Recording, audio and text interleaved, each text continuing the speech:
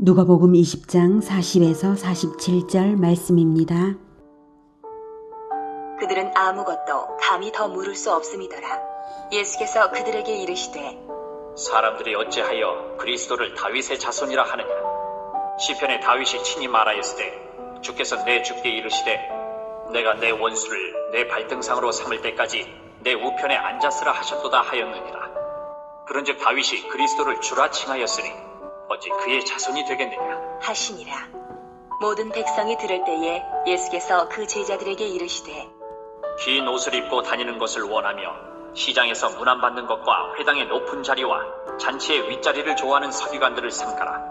그들은 과부의 가산을 삼키며 외식으로 길게 기도하니 그들이 더 엄중한 심판을 받으리라 하시니라. 사랑하는 형제 여러분, 5월 25일 화요일 저녁 묵상에 오신 것을 환영합니다. 예수님의 공생의 마지막 화요일은 누가복음 21장 내용까지입니다.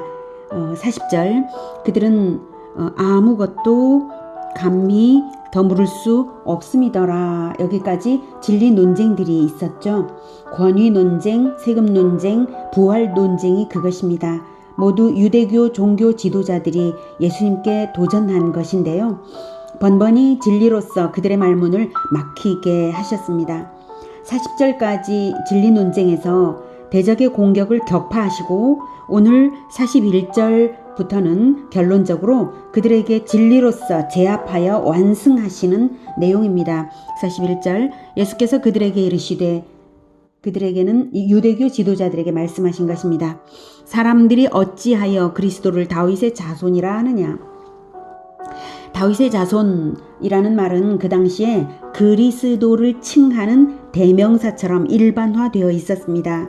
그 이유는 과거 다윗 왕에게 약속하시기를 다윗의 후손 중에 영원한 왕을 세우겠다고 하신 것이 그리스도의 언약이기 때문입니다. 사무엘하 7장 12, 13절에는 이렇게 하나님께서 직접 말씀하신 것이 있습니다.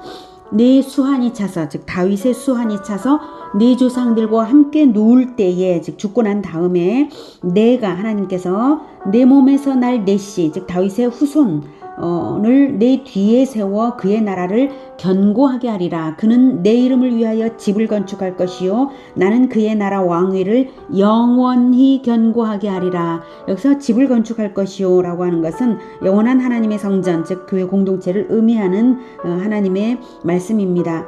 그는 내 이름을 위하여 집을 건축할 것이요 나는 그의 나라 왕위를 영원히 견고하게 하리라 라고 다윗의 후손 가운데 영원한 왕을 약속하신 것이고 그 영원한 왕이 바로 그리스도인 것입니다.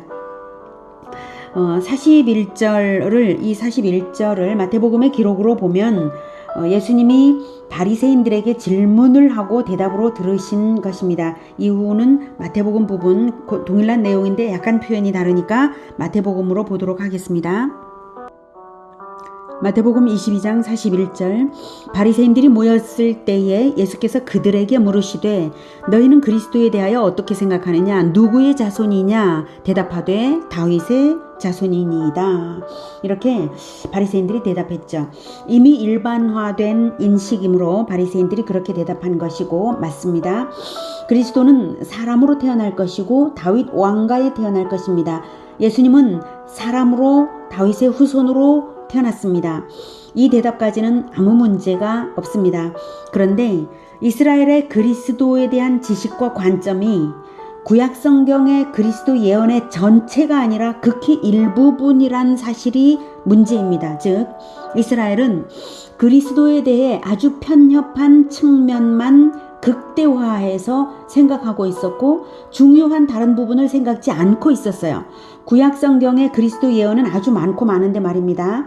예를 들면 미가 5장 2절에서는 베들레헴 에브라다야 너는 유다 족속 중에 작을지라도 이스라엘을 다스릴 자가 내게서 내게로 나올 것이라 그의 근본은 상고의 영혼에 있느니라. 미가 5장 2절에 분명히 그렇게 말했습니다. 그의 근본은 상고의 영혼에 있느니라. 이스라엘을 다스릴 자, 그리스도의 근본이 상고의 영혼에 있다는 말은 태초부터 계신 분이라는 거죠.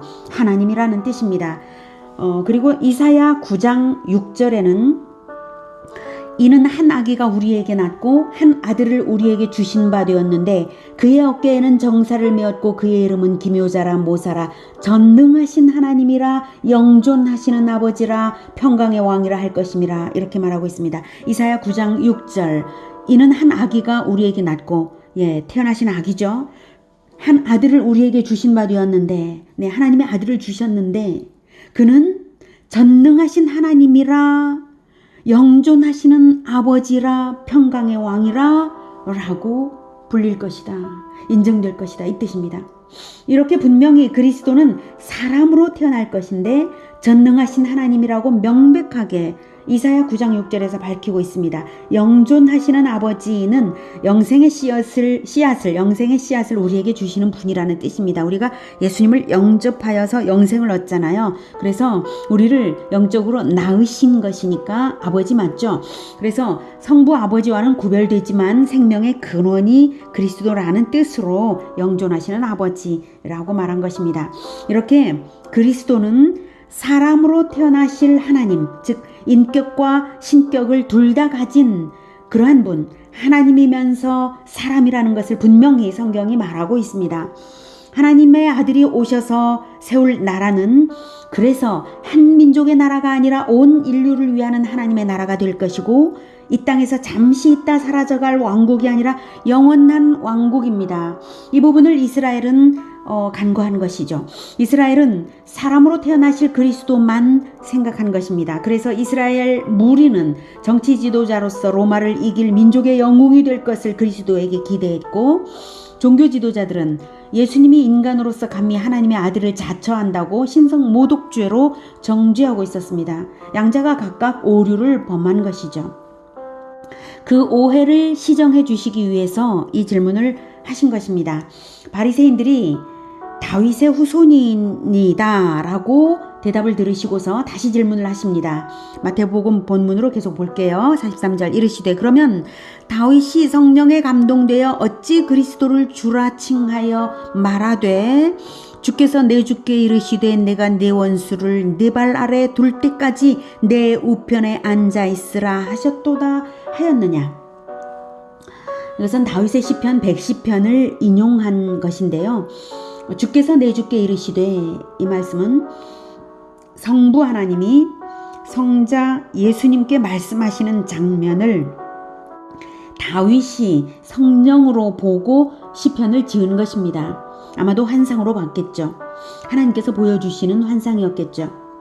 내 주께, 주께서 내 주께에서 이 주는 원어상 권능과 위엄의 중보자를 지칭할 때 쓰는 단어입니다. 하나님을 뜻하는 말이죠. 다윗은 훗날 자기의 후손으로 태어나실 그리스도를 미리 본 것입니다. 그렇게 해서 그 그리스도를 내 주라고 표현한 것입니다. 시편 110편 확인할게요. 시편 110편 1절 여호와께서 내 주에게 말씀하시기를 내가 내 원수들로 내 발판이 되게 하기까지 너는 내 오른쪽에 앉아있으라 하셨도다. 여기서는 주께서 내 주께라고 않고 여호와께서 내 주에게 이렇게 되었네요. 한국어 성경을 번역할 때 번역을 이렇게 한 것입니다. 자, 그리스도는 근본이 태초의 상고에 계신 분이시므로 다윗보다 먼저 계신 분이시지만 사람으로 오실 때는 다윗의 후손으로 태어나실 것이거든요. 그러니 다윗의 후손으로 태어날지라도 신격을 가지신 분명한 하나님의 아들이십니다. 그것을 확인시키기 위해 질문 형식으로 말씀하시는 것이죠. 다시 마태복음 22장 45, 46절 다윗이 그리스도를 주라 칭하였은즉 어찌 그의 자손이 되겠느냐 하시니 한마디도 능히 대답하는 자가 없고 그날부터 감히 그에게 묻는 자도 없더라. 어찌 그의 자손이 되겠느냐 질문 형식으로 말씀하시는 것은 너희들이라면 그런 의문을 가져서 진리를 깨달아야 하는 것이다. 이 말씀입니다. 사람이 어떻게 하나님의 아들이라고 하지? 하며 예수님을 정죄하기 전에 다윗의 시편을 보면 알 수 있지 않냐. 다윗도 자기 후손으로 태어나실 그리스도께 주라고 불러 찬양을 올렸구나. 그리스도는 하나님 맞네. 이렇게 깨달으라는 뜻입니다. 한편 내가 내 원수들로 네 발판이 되게 하기까지 너는 내 오른쪽에 앉아 있으라 라고 여호와 하나님께서 그리스도께 말씀하신 것은 세상 끝날에 그리스도께서 원수 마귀와 그 졸개들을 완전히 제압하여 완승할 것을 말씀하시며 그리스도에게 내 오른쪽에 앉아 있으라, 내 오른쪽에 앉아 있으라라고 아버지와의 밀접한 신적 관계와 권세를 보이시는 말씀이면서 또한 그리스도의 부활 후에 승천하실 것을 암시하는 말씀입니다. 자, 내 원수들로 발판이 되게 하기까지 아버지 하나님께서 그리스도 편이 되셔서 승리를 보장하신다는 그 말씀이 바리새인들에게 어떻게 들리겠습니까? 얼마나 무서운 말씀입니까? 지금까지 예수님을 어떻게든 죽이기 위해 시험을 걸고 걸어왔는데 다 실패하고 이제 마지막 질문은, 이 예수님의 마지막 질문은 자기들을 향한 하나님의 선전포고인 것입니다. 이미 시편에 예언된 선전포고인 것입니다. 그러니 종교 지도자들이 다 꽁무니를 뺄 수밖에 없었을 것입니다. 그들이 떠난 후 이제 백성들 앞에서 제자들에게 예수님은 당부하십니다. 다시 누가복음으로 갈게요. 45절, 모든 백성이 들을 때에 예수께서 그 제자들에게 이르시되 긴 옷을 입고 다니는 것을 원하며 시장에서 문안받는 것과 회당의 높은 자리와 잔치의 윗자리를 좋아하는 서기관들을 삼가라. 그들은 과부의 가산을 삼키며 외식으로 길게 기도하니 그들이 더 엄중한 심판을 받으리라 하시니라. 지금까지 종교 지도자들과 예수님의 진리 대결을 쭉 봤으니까 이제 알겠지 너희들, 저 사람들을 본받지 말아라, 이런 뜻으로 서기관들의 악행을 말씀하시면서 예수 제자가 철저하게 선을 긋고 그들과는 달리 행동하도록 지침을 주십니다. 긴 옷을 입고 다니는 것을 원하며 경건의 모양만 갖춰서 허세를 부리는 그것을 본따지 말아라. 시장에서 문안받는 것과 회당의 높은 자리와 잔치의 윗자리를 좋아하는 것, 헛된 명예욕에 가득 찬 행동들을 흉내내지 말아라. 그들은 과부의 가산을 삼키며, 어떤 방법으로 과부의 가산을 삼켰는지는 알 수 없지만 서기관들이 자기의 종교적 권위를 이용하여서 과부를 속였거나 부당한 대가를 받았을 것이라고 짐작이 됩니다. 과부는 하나님께서 모든 사람들 중에 가장 보호의 대상으로 말씀하신 대상인데 서기관들은 성경을 가르치는 자들로서 결코 해서는 안 될 일을 하고 있는 것을 예수님은 다 아셨습니다. 외식으로 길게 기도하니 그들이 더 엄중한 심판을 받으리라. 기도는 하나님께 하는 것이지 인간에게 하는 것이 아닌데도 서기관들은 기도를 일부러 길게 하여서 자기의 경건을 자랑하려고 겉꾸밈에 기도를 했습니다. 개인 기도에서라면 길게 기도하는 것은 너무 좋은 일이죠. 길게 하는 것 자체가 문제가 되는 것이 아니라 외식적 목적이 문제입니다. 사람들에게 보이려고 하는 목적 자체가 하나님 앞에서는 가증한 것입니다. 그러므로 이런 모든 행악들로 인해 유대교의 종교 지도자들은 엄중한 심판이 예고되었습니다. 오늘은 예수님이 사람으로 태어나신 하나님이심을 확인했습니다. 우리의 구원자가 하나님이시니 우리의 구원은 너무나 확실합니다. 그러나 하나님으로만 계실 수 없었던 이유는 우리를 대속하시기 위해서는 죽음이 필요했기 때문입니다. 죽기 위해서는 사람이어야만 했습니다. 그래서 사람으로 오셨습니다. 사람으로 나신 하나님을 죽인 원수 마귀와 그 졸개들은 하나님을 죽였으니, 하나님의 아들을 죽였으니 패배와 파멸이 결정되었습니다. 이것은 결코 바뀌지 않을 결말입니다. 그러므로 예수 제자들이 마귀의 졸개들과는 분명하게 선을 그어서 다르게 살아야 마땅한 것입니다. 예수 제자들은 결코 거짓된 종교인들을 흉내내서는 안 되며 오직 예수님의 길만 따르고 예수님의 규례대로만 행해야 할 것입니다. 하나님이신 예수님이 행하신 그 겸손과 성실과 희생과 사랑의 삶을 따라서만 가는 우리 모두가 되기를 축복합니다. 기도하겠습니다. 하나님의 아들을 사람으로 태어나게 하셔서 우리의 죄를 대속하신 것, 그렇게 하게 하신 것 정말 감사합니다.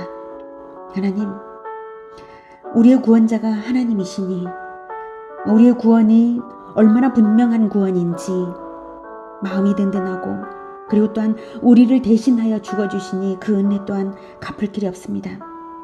그리고 예수님의 승리가 너무나 확실하게 확정되었으니 우리가 그 어떤 것도 두려워하지 않고, 그리고 그 어떤 종교인도 흉내내지 않고 오직 예수님만 본받으며 따라가겠습니다.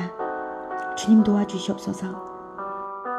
우리를 진리로 깨끗하게, 그리고 진리로 밝게 하여 주시어서 오직 예수님만 분명하게 알고 배우며 따라가게 우리를 밝혀 주시옵소서. 예수 그리스도 이름으로 기도드립니다. 아멘. 이어지는 시간은 개인 기도 시간입니다.